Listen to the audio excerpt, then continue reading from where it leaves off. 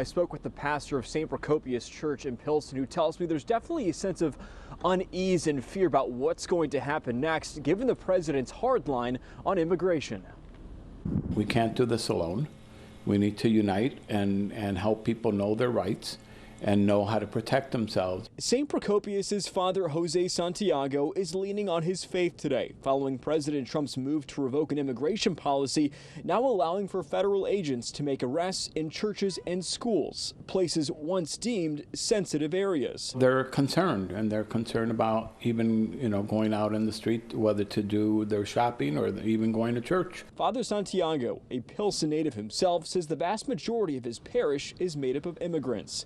He says some congregants have even gone so far to ask him if it's safe to gather in a house of worship. There is a certain amount of fear going on, that can't we even go to church anymore, without feeling threatened or, scared about the consequences. Meanwhile, thousands of CPS students returned to class today after a 4-day weekend. One CPS teacher and CTU delegate says fellow staff are part of a so-called sanctuary team and know what to do in case a raid takes place at their school. I think that it's rather disgusting and shameful that he's decided to target children or, people that seek refuge in churches. Governor J.B. Pritzker says as many as 2,000 people with criminal records could be targeted in these raids. 25th Ward Alderman Byron Sigcho Lopez says people living in the Pilsen community are aware of their rights, but are still living with a sense of uncertainty as the new administration takes over.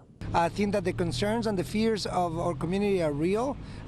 These are parents that send their kids to school. They are parents and people who go to work, that put food on our table.